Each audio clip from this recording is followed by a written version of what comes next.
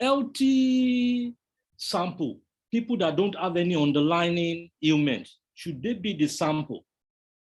But as that conversation was going on, some brilliant scientists, based in France, came up with the suggestion that, oh, Africa should be, the test site.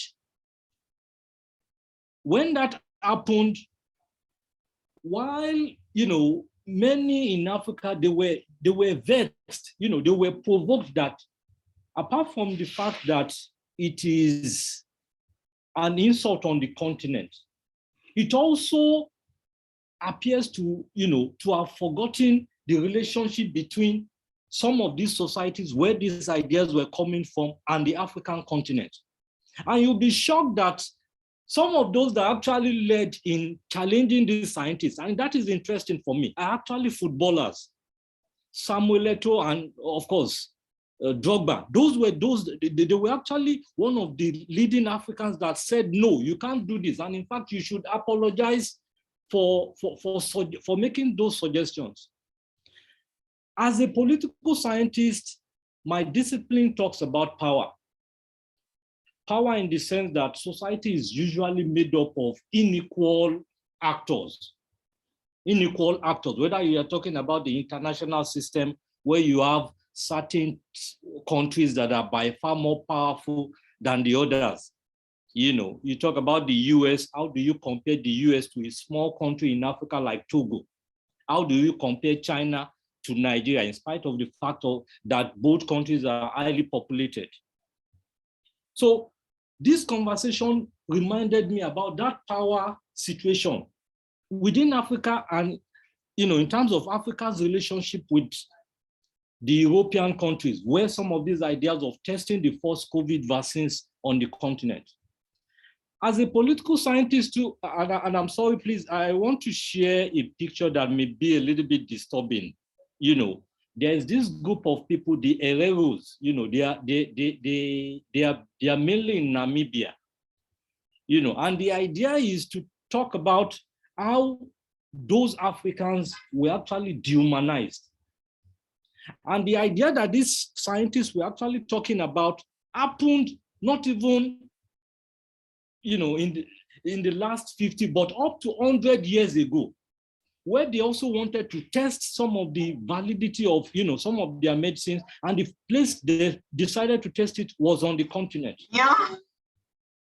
So the Herero people, were dehumanized by the Germans, but not only dehumanized, those that were actually caught as prisoners were forced to be injected with certain, injections. And probably during the Q&A,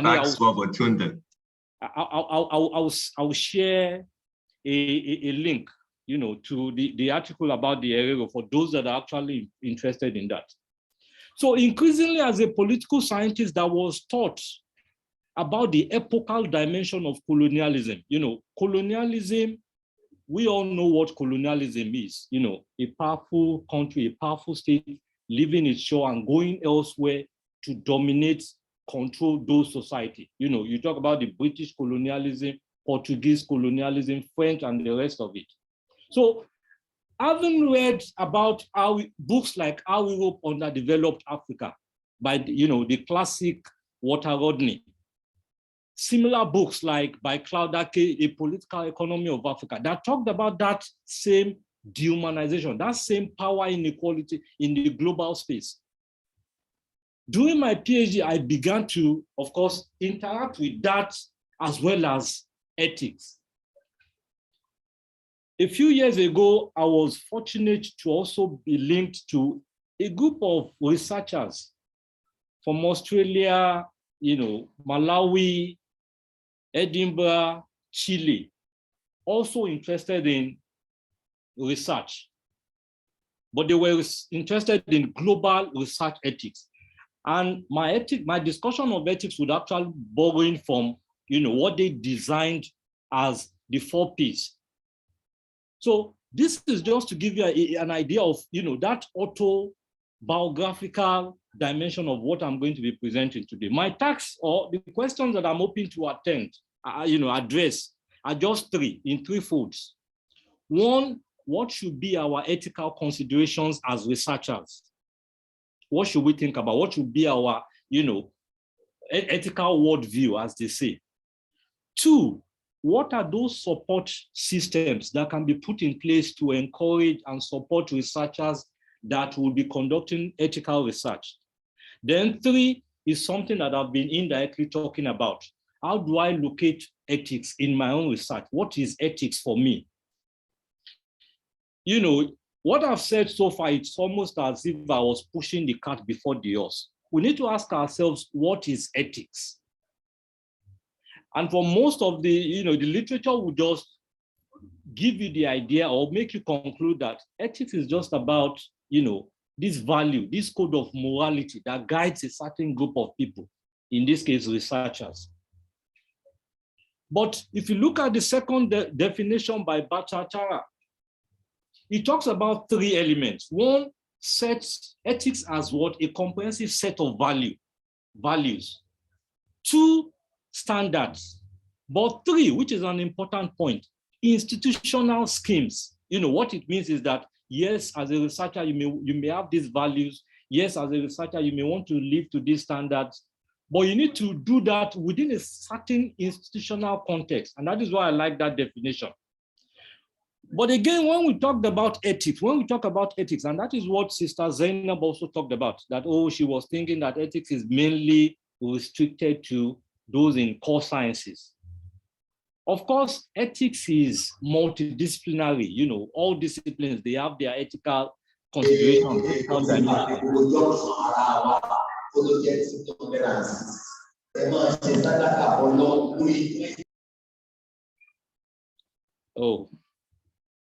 So the point I was trying to make, no problem. The point I was trying to make is that there are different disciplines with different, not necessarily different, but sometimes different conceptualization of what ethics is. And if you go to Obono's book, he talked about that tension. As a political scientist, am I, for instance, comfortable with the ethical protocols in the sciences, for instance? Am I comfortable with that protocol, or I see it as a kind of domination by the sciences over the social sciences? And of course, when we talk about ethics, it is not something that is static. It is dynamic. As we are speaking now, 20 years ago, there was nothing like, ethics of something like Facebook ethnography, for instance. But today we know that there is ethics of Facebook ethnography. If you are going to write a paper about, a content analysis of the tweets of a president, for instance, there are ethical considerations that you must, take into cognizance while doing that research. Now, if you go to the literature, there are many dimensions of, ethics. And if you see the title I was talking about, from hermeneutic theory throughout all these projects, throughout to the SANS code of, research ethics, they all talk about certain things, whether it is plagiarism, whether it is salami slicing, whether it is how you, store your data. We go on the field, we interview people, the data we collect, is it 100% our data? Or should we or do we need to respect the data we collect from the field the same way we respect our respondents? Then, of course, the gatekeeping letter is irrelevant. Then the question I, for instance, was very interested in during my PhD, the concept of beneficiality. After writing my dissertation, what should I do next? Do the respondents, do they have, should I give them an idea of what my conclusions were? Will it be useful for them? If it is useful for them, will it be ethical not to give them an idea of what that conclusion is? All these ideas, we have them in books. They talk about them in books. Of course, beyond these, ethical considerations, there are different codes. Whether you talk about the Brussels Declaration, whether you talk about the British Sociological Association ethical statement, or the San Code of Ethics, which is for me one of the best. One of the best because it is organic. The San Code of Ethics, was a document that was developed in South Africa by the Sans people. And what led to that was that respondents, the Sans felt that researchers over time have been, misrepresenting the information they give out, to the point that they portray their culture as what? Uncivilized. So the Sans people now, 2017, they designed their own code of conduct that if you want to do a research among the Sans people, these are the codes that should guide you. So all these things exist as we speak. Again, if you go through the literature, there are many ethical concerns, whether it is the question of conflict of interest. What is funding? What is the relationship between funding and ethics? How should you report your funding? Then, of course, the issue of privacy that we talked about, anonymity and the rest of it. Consent form. What should be the details of consent form? At the university where I teach, for instance, we also recently developed our own research and ethics policy too. Newly, 2021, we developed the ethics policy. So all these things, we have them. But my presentation in terms of talking about ethics will be taken from the global research ethics toolkit that I talked about earlier. Now, the idea of the global toolkit is that, ethical toolkit is that when you think about ethics, it is not only about applying for ethical clearance, in the sense that you want to do something that is ethical, you want to conduct a research that is ethical. It is not only about you going to apply for ethics at the ethics committee. No. It starts from the conceptualization of the ideas itself. It starts from what you want to do. As a political scientist, for instance, I know that even theory may actually be unethical. If you recall one of the titles, this theory, Amitic theory. Amitic theory talks about or argues that societies should be hierarchical. What that means is that the Europeans are by far more developed than the Africans. The Africans, even among the Africans, you need to look for certain hierarchy. And in Rwanda, the Amitic theory was actually not only propounded, but it was instrumentalized. Instrumentalized in the sense that when the Germans got to Rwanda, they decided that there are three main ethnic groups: the Tutsis, the Twas, and there's this third one. But the Germans decided that they were going to rate those ethnic groups in a particular hierarchy in such a way that one of the groups will be given political power and supported, and the other ethnic groups will be supported to adhere to whatever they say. So if you are a researcher, for instance, and you are thinking about a theoretical framework, will it be ethical for you to consider those kind of theories that actually talked about, hierarchical arrangement of society? And what I'm talking about is not something that is, the Amitic theory is very old. But as a political scientist, I know that just a few years ago, Bruce Willie was talking about a case for colonialism, where he was, in summary, suggesting that colonialism was more or less a benefit to Africa. So the idea is, even before you conceptualize your research, certain background information, certain background ideas that you have at the level of conception must also be guided by ethics. So if you look at the research journey, you see it's almost like a snake-like, a thread. And that thread starts from where? From the conceptualization, the research culture, context. And it ends where? Legacy. And I'm going to explain that in the process of explaining the 4 Ps. So what it means is that applying for ethical approval is just one of the many ethical actions that you will take as a researcher that wants to conduct ethical research. Now, let me go to the 4 Ps. The 4 Ps is, stands for 1, place, people, principle, and precedent. It's an idea that tries to summarize the reflection points for you as a researcher before you go to the field, when you're on the field, and even after you're on the field. And I would explain. The first P stands for place, like I said.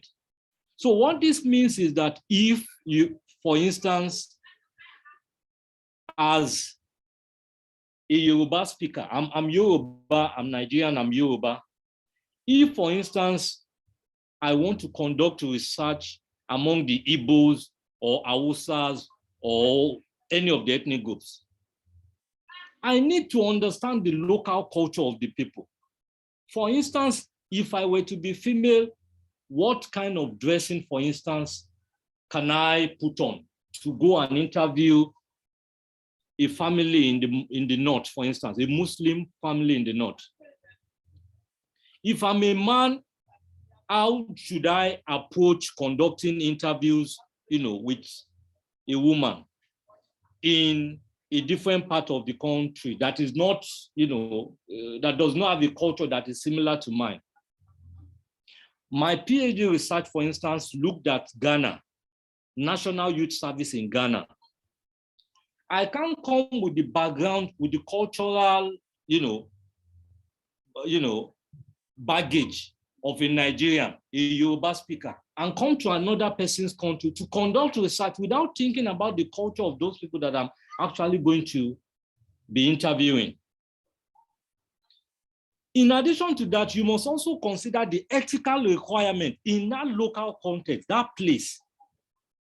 If you want to conduct research in Ghana, for instance, you are expected to apply for ethical clearance in one of the universities in Ghana. So what it means is that if I want to conduct, ethical research, then it means I need to go to the University of Ghana or University of Cape Coast or UDS or any of the universities to apply for ethical clearance. Of course, that can be problematic. Problematic in the sense that if, for instance, the University of Ghana, you would have to pay $500, which is what they have on the website. If you have to pay $500 and your research is not funded, how do you go about that? And that is why I talked about ethics being dynamic.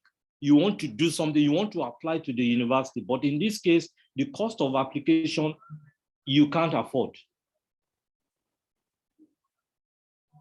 You have the option of maybe, for instance, applying in your own country. But because you're already trying to understand the local culture, trying to understand whether you can get research assistance in Ghana to help you understand and navigate the local context. You understand what I'm saying? So that is one reality that I also faced. Because the research is known, I'm not talking about just research ethics, but I'm talking about the reality in terms of my own personal experience. So if you don't have the funds to do that, of course, you try to understand the local culture, but you get ethical approval from your own university.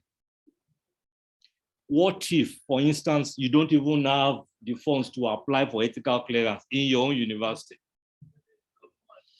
I hope we can jointly respond to that question as we proceed. So, but in some way, place is just being sensitive to the location that you are conducting the research.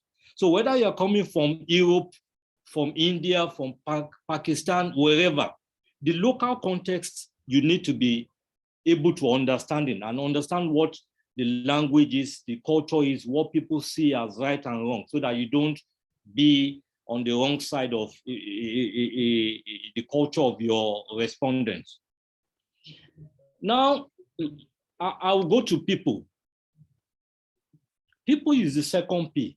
And when we say people, people is talking about the collection of, individuals connected to the research that you need to be, your relationship as well as your treatment of them must be ethical. One, you start with yourself. You must not put yourself, at risk. As a researcher, for instance, it will be difficult for me as a lecturer to allow my project student, for instance, to decide to want to go and interview a terrorist, a Boko Haram group, for instance, that you want to go and interview terrorists, because I know the implication of that. I can't do that. But beyond terrorists, there are other risks that the researcher must be very careful about in terms of meeting reflecting about the idea of people. But of course, the people also relates to the participants. And don't forget, when I talked about the SANS people, if you remember, for those of us that have seen the film, The Ghost Must Be Crazy, those people, they are the SANS people, those are the SANS people. But the depiction of those people in that film came across as if these people are uncivilized, like I talked about. But that is a film. But even researchers do that and dehumanize these same people. So being people-centered means that you are careful about not dehumanizing the participant. In fact, you are there as a researcher to support them with your research, not to make their case worse. So whether it is the participants that will be giving you the data or the community to which they belong to, you need to be careful. And I'll share an example. A few weeks ago, some colleagues were talking about a research that they started. They got funding for the research, and the research was about looking at, female victims of, sexual harassment. They got a grant to try and understand the challenges, the psychological challenges that those women are confronted with. But in the middle of the research, they discovered that instead of helping the women, when they ask them certain questions, it creates additional problems. Many of them break down in tears. Many of them, are reminded of a part of their lives that they did not want to, they thought they had forgotten. So what did the researchers do? Because when we talk about ethics, you also need to be extremely reflective, meaning that you should be dynamic in the sense that you must be, conscious of the environment, and not because of your own personal gain of wanting to publish an article that will be cited by 1,000, of your colleagues and the rest of it, but conscious about what your research does to other people. So at the end of the day, they decided to stop that research, but the money was used to do what? To set up a center that caters for the psychological challenges of those women. So they did not complete the research. So that talks about being people-centered. Then, of course, it is not only about, because nowadays we do collaborative research. If I'm collaborating with you, I should be conscious that because it's a collaborative research where, for instance, we may be having joint publication, I can't plagiarize and add it to the joint article. In fact, you can't even plagiarize for your own personal article. So even when you have a research team, you must also protect your research team too. And I'll talk about this towards the end of the presentation. Then, of course, the funding agencies too. Because you are not only responsible to yourself, the researcher, the research team, but even the funding agencies. The ethics committees, when the ethics committee give you a green light, they are giving you a green light based on the research protocol that you submitted. But if you get to the field and you decide that you saw that things will change, you should report back to them so that you don't dent their own credibility when there is a major ethical misconduct. And of course, the authorities, community leaders. For instance, if you are going into a rural setting where there is a chief that is in charge, you know that you are also responsible not only to your respondent, but also to the chiefs, also to the traditional authorities and the rest of that. So this is just a summarized, as if you are a project student, for instance, you are responsible to your supervisor, because if you go out and you say, yes, I conducted research, your supervisor is not there to confirm whether or not you did the interview. But of course, you must know that as an ethical researcher, you should bear in mind that you are trying to be honest with your data collection, because you want to protect yourself, you want to protect your university, and also your supervisor. And you see the non-humans. If you are conducting archival research, for instance, historical research, where what you deal in is just archives, archival material, you go into archives. You also need to be ethical. When you see materials that are almost being torn, what should you do? Do you just close it and leave it so that it gets destroyed? Or do you report? Or do you have an ethical responsibility to report to the librarian or to those in charge of the archives? Now, principles. This, I won't spend much time on this, because this is what the literature talks about, and I've touched it indirectly. You should not do any harm. You should be transparent and values beneficiality. Your methodology must be rigorous and robust. So those are the normal principles that the literature tells us to do, to conduct ethical research. Presidents, this is actually an interesting one. As researchers, we are there to support ourselves. And how do we support ourselves? If I'm conducting a research about victims of human rights, for instance, I have a responsibility to my colleagues in the discipline or outside to do something that is honest. But not only doing something that is honest, but also trying to document that the ethical processes that you've taken to conduct that work. So what it also means is that as a researcher, you want to conduct a research that is ethical. When you are reviewing your literature, you must also ask yourself, are these works, this body of literature on this my subject matter, did they touch on ethics? If they didn't talk about ethics, what are the possible ethical challenges that they faced? How can I be better in my own research?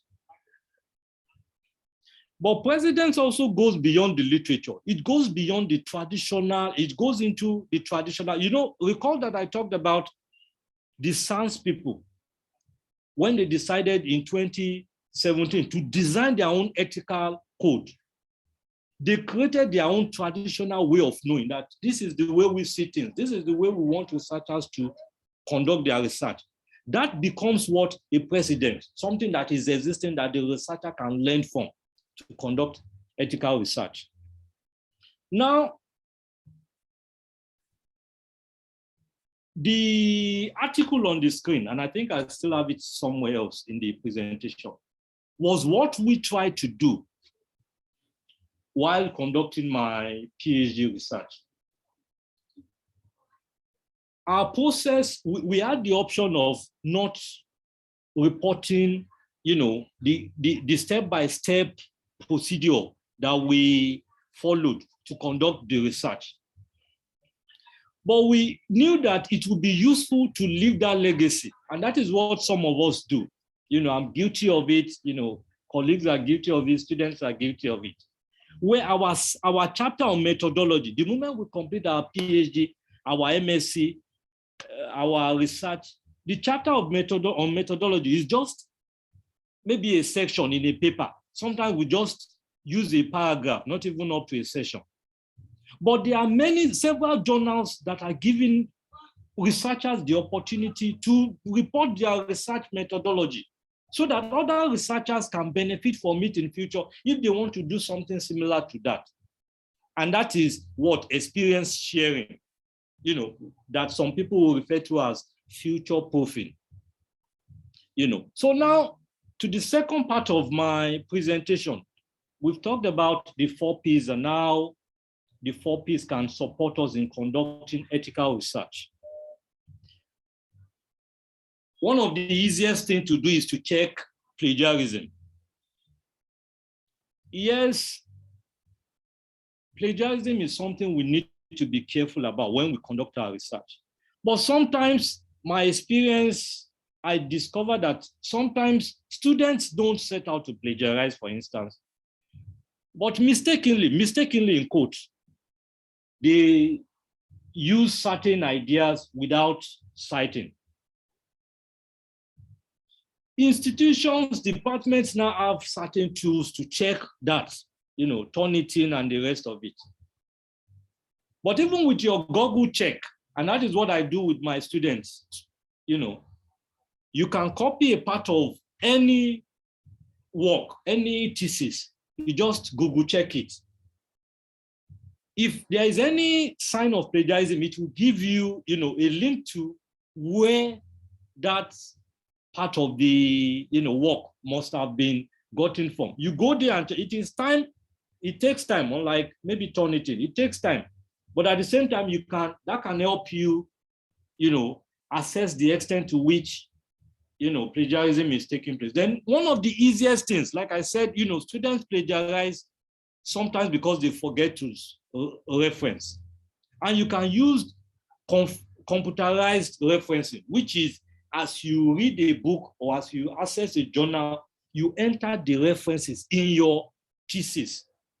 So that when you are done with your thesis, it's just at a click of the button, all the references are listed out. And the benefit of computerized referencing is that even if in future you want to send the paper to a journal that is not using the APA referencing style, maybe Chicago or whatever, you can just give the computer a command. It will give you automatically those, referencing style. So apart from the fact that it is helping you with plagiarism, to reduce plagiarism, it is also making referencing easy for you. Then the other thing to help us check plagiarism is to discourage rogue route, where we encourage our students. We know you are not perfect, but try to write as best as possible in your own words. The supervisor is here to guide you, to support you. Then, of course, checking for fabrication and the rest of it. And that is related to the point that I mentioned. As researchers, sometimes we want to get that spectacular research. We want to conduct that spectacular research so that people will say, wow, this is a wonderful, your findings are incredible and the rest of it. And it is that actually tempts some to do ethical, some things that are not ethical. You understand?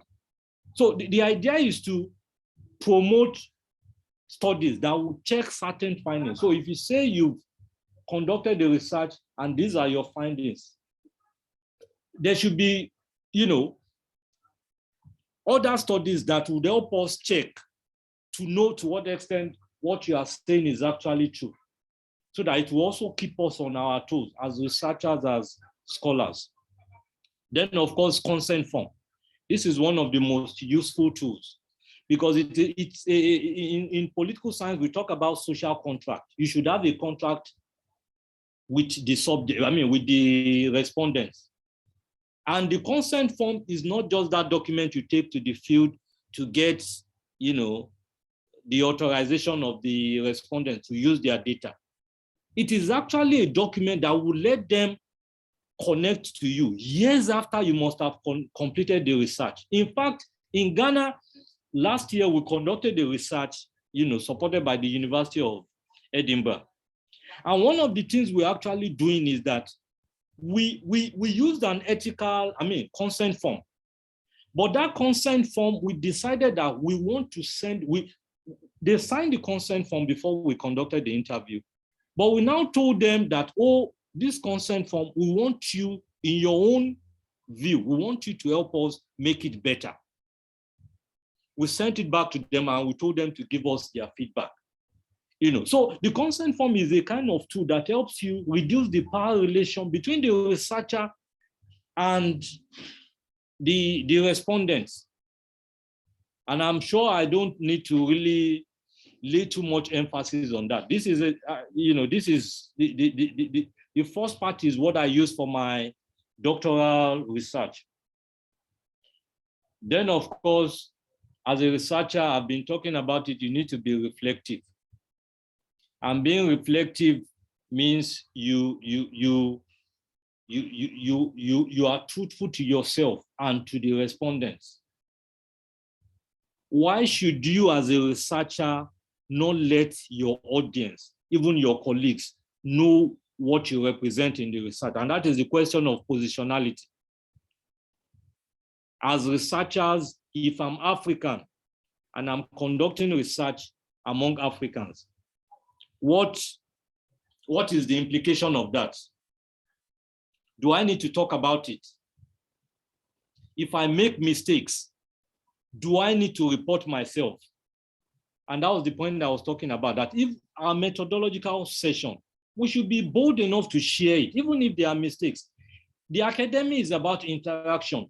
We make mistakes, our colleagues draw our attention to it, it moves knowledge forward. So the idea is to share, what we've been doing so far. Then, of course, like I said, again, the easiest research may not be the best research, because the best research will tell us about the various contours. Knowledge and knowledge production is not a straight, it's a complex thing. And as an ethical research, you must be able to capture all these dimensions in an ethical way and report that to other colleagues to benefit. Now, this is, 2012 and I think 2014, one of the best programs that I watch as a political scientist is GPS by Farid Zakaria. Is not only brilliant, but the guy is just too solid, pardon the language. But something happened to him. He had research assistants that worked with him. And that was what I was talking about, the research team that worked with him. He wanted to do something that was ethical, but his research assistant,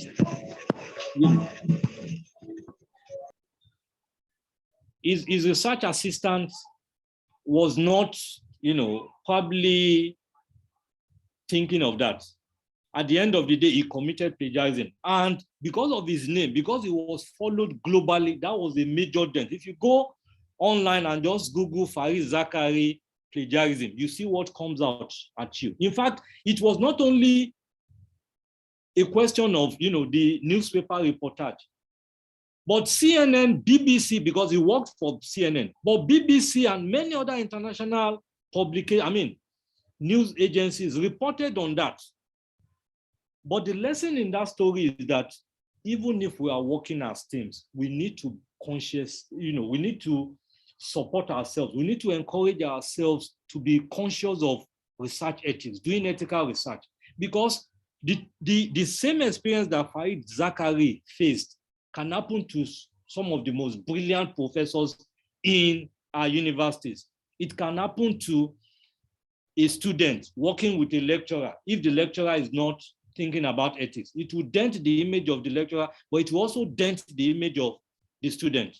So that is just to tell us that, okay, we also need to be thinking about, this ethical, avoiding the Zachary slip, so that we talk to ourselves as research team members and support ourselves as team members too. Then, when we define ethics, I drew your attention to the institutional scheme, that it is not only a set of values and standards, no. It is also that context. Dr. Tobi, sorry, you have like 7 minutes to conclude. How many minutes? 7 minutes. Oh, perfect, thank you. So this is straightforward. And I was just trying to share the example of what we are doing in LASU now, especially the Faculty of Social Sciences. We've been able to get a grant that will be, I think, first in the history of any university that I know of in Nigeria where there will be an award just for research ethics. And that will last us, we've gotten the grant that will last us for like 10 years. We call it the Abubakar Momo, Professor Abubakar Momo Research Ethics Award. We have also started, the ethics club for our students so that we are not only focusing on ourselves as lecturers, but we are encouraging our students to also conduct ethical research and giving them that platform to discuss ethics among themselves. Then, of course, when you are talking about institutional ethics, there should be clarity between the relationship between the lecturer and the student. Should the student co-author an article with the lecturer? Yes. Who should be the first author? It should be in terms of their contribution, not in terms of the fact that I'm supervising you, then I have to be the leading author or even throwing out your names. The idea of this diagram is actually to tell us that what I've been talking about, that, ethics is operating within a particular context. That context relates to the researcher, the research and the grants, the organization that gives the grant and the rest of it. Now, personally, for me, I think one of the things that supports, that gives me this idea of wanting to conduct ethical research is that ethical research is moral research. It's about supporting your team, and I talked about the Abubakar Momo Award because he represented not only one of the most brilliant political scientists or social scientists, he was our former dean, but he was a leading light that was willing to support his junior colleagues to conduct robust research. And when you say something is organic, you are starting from the ground up, meaning whether it is your junior colleague, you support them so that when they become senior colleagues, they would also, pull others up. They won't kick the ladders, because in some universities, you have that culture of, yes, people have risen to a particular position, but they kick out the ladder. They don't support. But being ethical is about supporting the next generation of researchers that will be conducting ethical research. Then also, research ethics is a strategy. Many of the organizations, if you see, I just screenshot this. It was a sad day, but I think it is also important to share it. I got to the final stage of this SSRC, grant. But one of the things that I believe actually limited my chances was that the second reviewer, we had 3 reviewers, the 2 were fantastic. But the second reviewer, the other 2 were nice. But the second reviewer, if you look at the last point, however, more could have been said about the ethical consideration involved. And that tells you something, that just as people are looking for, a good research proposal, they're also interested about your ethical consideration. In fact, many of the funders in UK, it is now their major concern that, okay, if we are getting this grant, what are the ethical considerations that you would, I don't need to mention too much about this, that focusing on ethics has really supported me personally. I consider myself as a young researcher, and being interested in ethics has actually, pushed me in a positive way, not only to think about ethics, but to relate with many colleagues outside of, my university, outside of my country. In fact, one of the members of the global research ethics team was a vice chancellor of a university, Victoria University in Australia. And that's just to give you an idea of what it has done to me. Then again, my experience shows that to support ethics, to support doing ethical research, your institution must be receptive. There should be that institutional support, which is what we are getting in LASU now, especially the Faculty of Social Sciences, where our deans are embracing, this idea of ethics. They gave the green light for the ethics club. They gave the green light for, the award and many other things that will be coming up. In fact, we'll be having a workshop in a few months' time for junior colleagues in the Faculty of Social Science. So that institutional, then I've talked about positionality, that as a researcher, my doctoral research, I don't want it to just end in that big thesis that I'll hang in my library. No, that doesn't make any sense.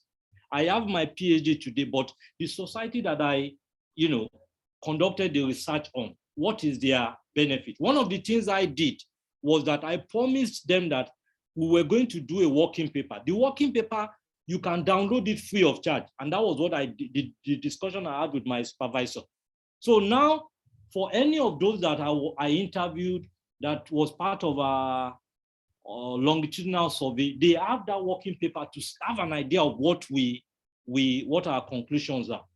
I've just briefly touched aspects of ethics. Ethics is broad. Ethics is, dynamic. It is changing. There are new ethical issues, but I've just been able to touch briefly what I consider to be important. So I'll just stop the presentation here. Thank you for listening. And I'm so happy that, the organizers actually invited me to share my presentation. Thank you. Thank you very much, Dr. Tobi, for this. And before we take questions, I just want to say that this program was organized by the Muslims in Research and Academics, which is just a group of Muslims who are into research and academics, young Muslims, and for also those who are interested in starting their career. And we hope this would be beneficial to everyone. Before we entertain questions, I would just like to give a brief summary of this discussion by Dr. Tobi. Basically, the four P's are like the summary of everything about ethics and research, which is place, people, principle, and precedence. Place is basically about the place where your research is important. People, you make sure that the people you are dealing with, either the people you need to ask questions, the people you need to do research on, you have to make sure that you don't dehumanize the participants, and also make sure that your research is going to be useful to the participants. And if possible, at the end of your research, you let the participants know the inference about it. The principle is basically making sure that, okay, there is no plagiarism, and you follow the rules as much as possible. For example, if your institution has a specific rule for your research, you make sure you follow the rule. Then precedence, for example, if you are publishing a research paper, then the first author or second author has to do with who does the most research. It's not just about, is my work, so I have to be the first paper, or I'm your supervisor, so I have to be the first author. So those four things are very important, and inshallah we'll be sharing the recording for those interested. And with that, in case there's any question, please, you are free to signify so that you can ask your question. Is there any question? Yeah, I have a question. Wa alaikum salam. Okay, Sister Amina, please, you can go on.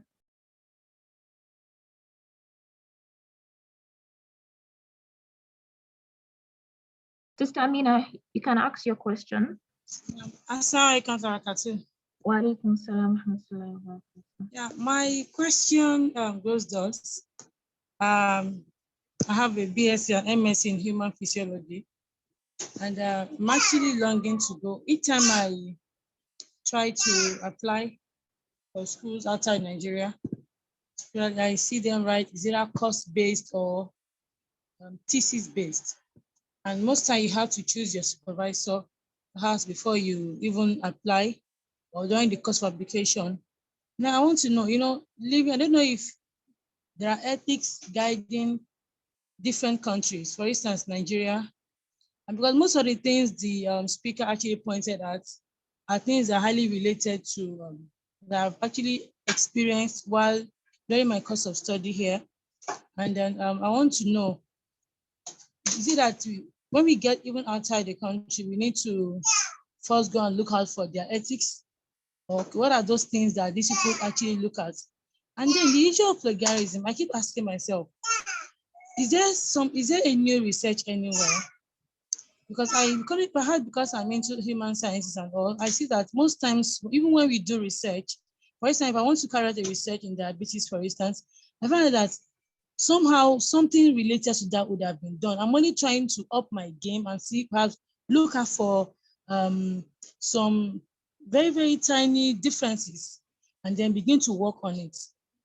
Will I still call that plagiarism? And so I'm actually at the same time, I don't want to do a work or carry out a research that has been carried out before, so that I'm actually going to be able to stand out and be able to defend my work. So to what extent can we say that this is actually plagiarism? I would like you to shed more light on that, sir. Karen. Dr. Tobi. Yes, thank you, Sister Aminat. You've actually asked a wonderful question. Interesting. Let me start from the last one, which is, are there new research? Do we have new research? And I'll tell you, yes, we do. But you know, the strategy most researchers do is to, because if you want to conduct any research, what people expect is to tell us what the gap is in the literature, for instance. So if you say human physiology, an aspect of it, 100 researchers, they've done something on what you want to do. It is now your responsibility, and that also helps you build your specialization, helps you build your capacity. You read through all the existing articles, and you now say, okay, in terms of methodology, number one used longitudinal, number two used qualitative, number three focused on Nigeria, number four focused on Lagos, number five focused on, Ghana. At the end of the day, you now tell us where you want to conduct your research. So what I'm saying is that, for instance, in the social sciences, I'm sorry that I'll be citing using the example of social science. I may want to say democracy. I want to conduct a research on democracy and development in Nigeria. That is, like you said, that is over research. In fact, one of the leading research scholars in the social sciences, Claudake, wrote a book, Democracy and Development in Africa.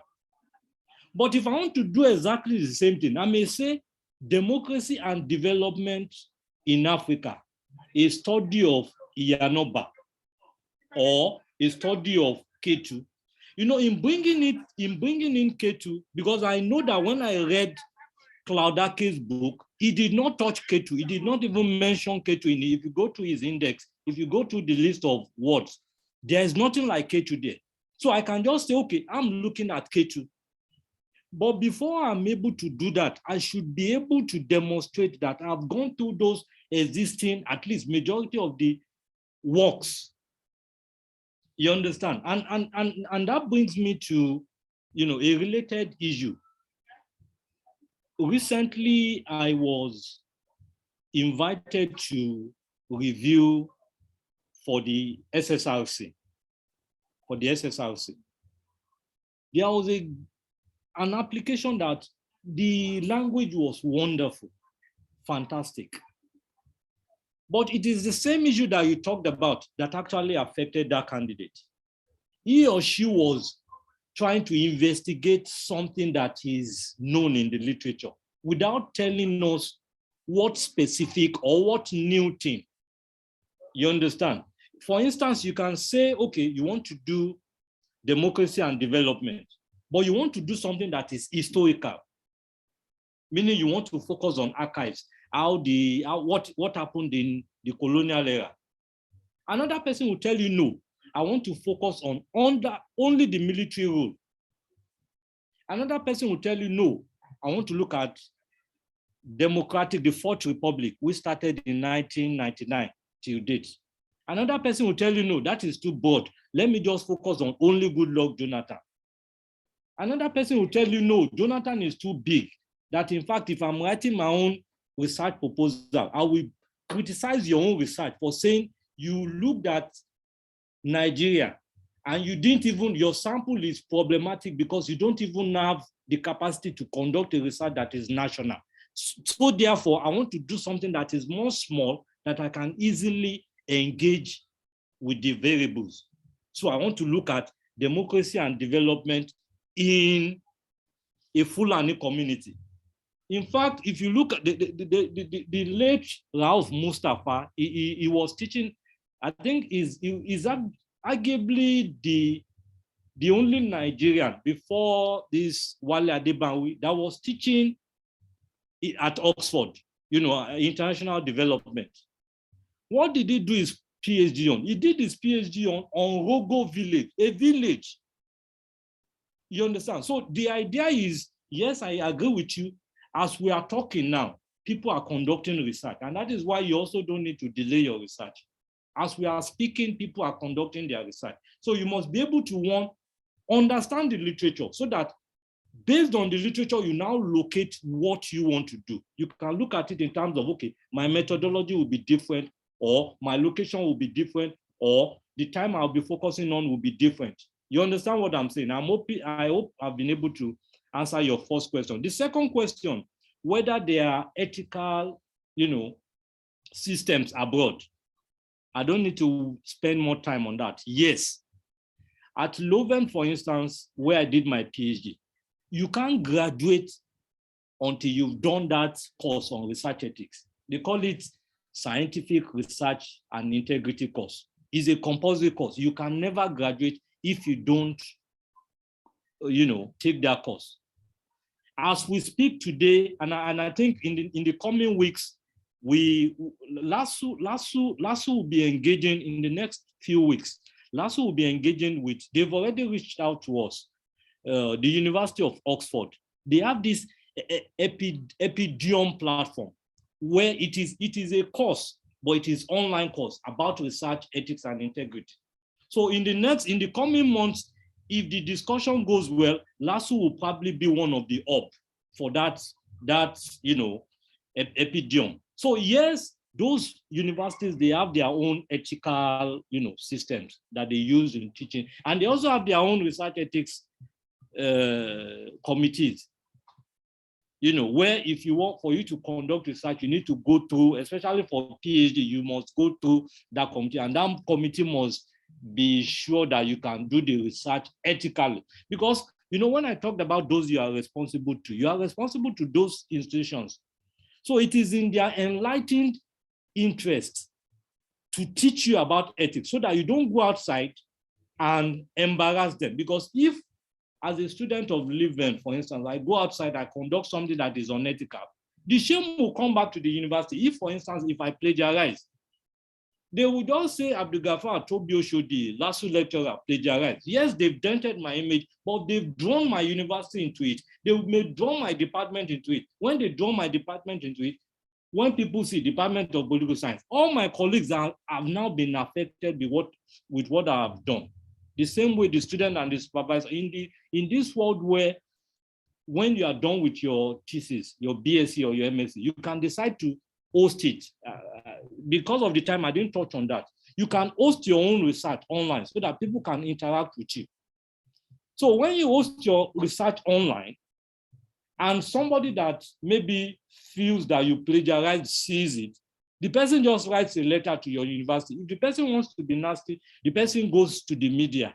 So the media will be the first to embarrass you and your university. So to summarize, yes, institutions, they have their own ethical systems.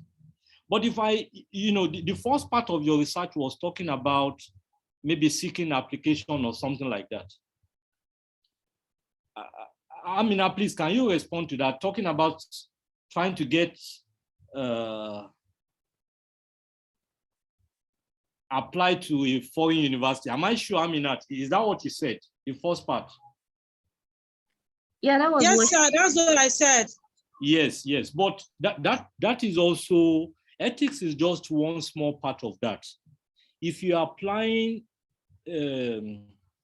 for your for your PhD or even your MSc, there are certain other things. Is a strategy. And one of the strategies is that, one, you need to know the university that you are applying to. I talked about Professor Abubakar Momo. One of the wonderful things he did for me was that he got someone in Nigeria that said he wanted to sponsor my research. That wanted to fund my study at Oxford. You can imagine. And I was, in fact, the kind of prayer I said during that time, I'm not sure if I have said any close to it now. But at the end of the day, I didn't get that scholarship. I was not accepted by Oxford.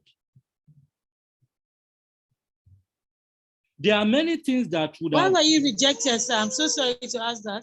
Oh, what they told me was that, they call it, I think, the selection committee or something. They've read the proposal, but that they can't offer me the application.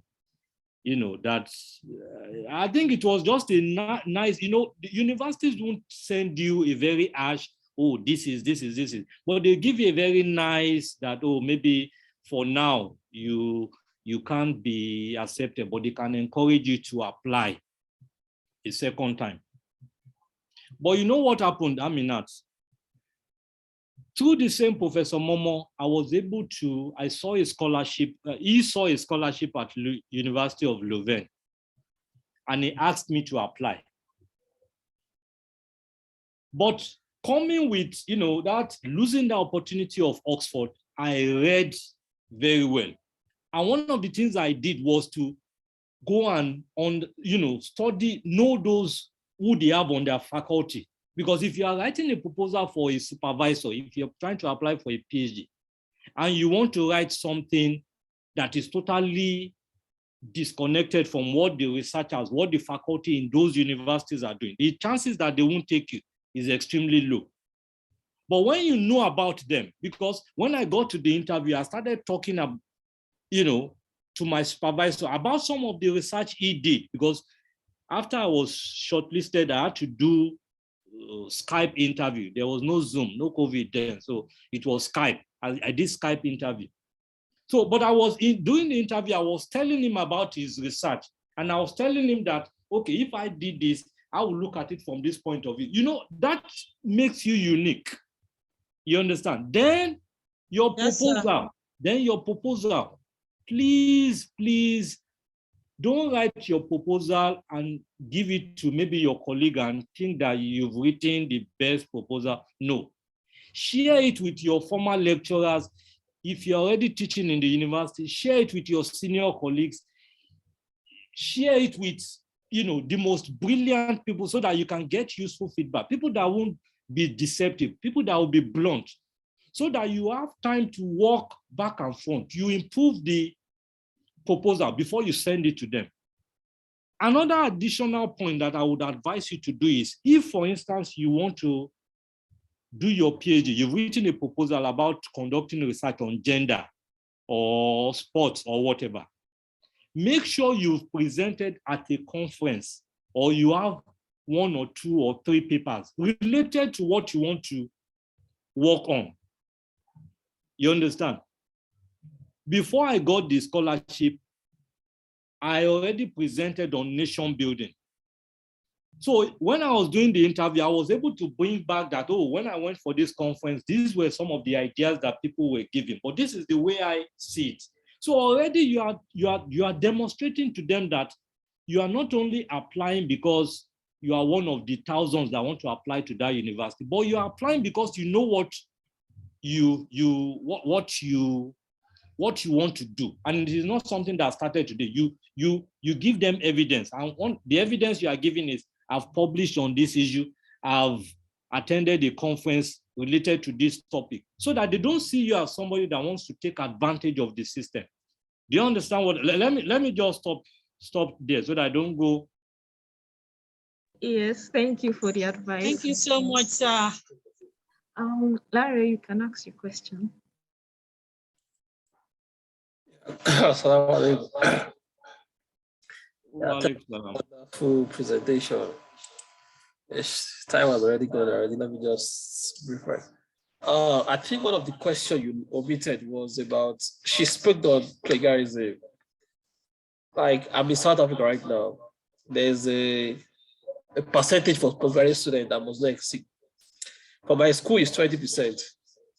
Like, your accuracy, uniqueness of your work must be around 80%. So you can plagiarize up to 20% for PhD and masters. I don't know for Nigerian schools. Also, my question is, do we have ethical bodies in Nigeria that we can seek? Like, let's say I want to carry out independent research now. Like, do you have those bodies? Like in my school year now, before you can do some like survey that relates to maybe human being or interacting with human, you have to get ethical clearance from the school, from the faculty or PG school.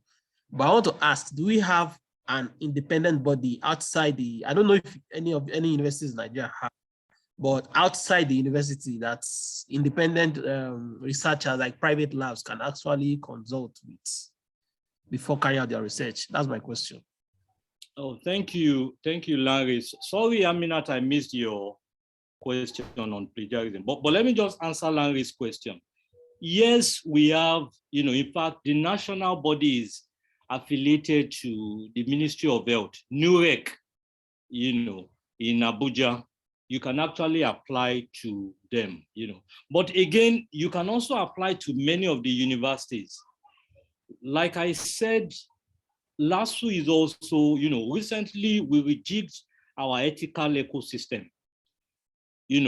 Before now, we used to have only the research ethics at Ikeja, LASUCOM. But now, even at Ojo, we have not only one, not only two, but about 3 research ethics committees to support research by students as well as independent researchers. So we have that, So I think on that count, we're trying. And I think it's with, of course, if you go to UA Ibadan, you would have many of the universities, because now it is no longer a question about doing research, but doing ethical research. So most universities are actually keen into that. In fact, LASU, I think towards the end of last year, if I'm not mistaken, also, organized a workshop for members of ethics committee to train them, and people came from Abuja to train them. Our own faculty, I'm always going back to our faculty because we are trying to build a solid ethics system there. Our faculty organized the LASU Research Ethics Conversation last year, which was a wonderful, we had colleagues from Chile, Australia participating. We had a round table that, Professor Yakub, I'm not sure if he wants me to mention her name, but she was central to that workshop. So as for research, we not only have those research ethics committee, but we have support structures to support both lecturers and students. Yes, if I stay here and tell you that everything is also rosy, I'll be deceiving, of course, I'll be deceiving myself and I'll be deceiving you. There are still challenges. In fact, there are still departments, faculties without programs for checking plagiarism. You talked about, the percentages for your school. Some universities don't have that percentage. Some universities are starting newly, But like I said, it's a process, it's dynamic, it's changing. But the most important element is to sensitize people, to let people know that, okay, we want to do ethical research. Then every other thing will take shape eventually. Every other thing will take shape eventually. That is the approach we've adopted. I hope I've been able to answer Larry's question too. Yes, thank you very much. Okay, thank you very much, Dr. Tobi, for this. It has been really eye-opening. Well, for me, I hope it is for others also. And I've been able to see how important ethics in research is and how it isn't limited to a particular research area. I think, Amina, do you have any other question? Assalamu alaikum, sir. Please, can I have your email address if you wouldn't mind? Oh, sure. I'll just type it on the group. Okay, chat box. Okay. All right. Thank you, sir. Okay. As I was saying, thank you very much, Dr. Tobi, for this, and we really appreciate your time. And I hope this discussion has been so eye-opening for every other person also. And on this note, I would like to end this discussion till next month, inshallah, where we'll discuss another topic that is important to us as young academics and researchers. Thank you very much, everyone, for listening. Assalamu alaikum wa rahmatullahi wa barakatuh. Salam wa rahmatullahi wa barakatuh. Thank you.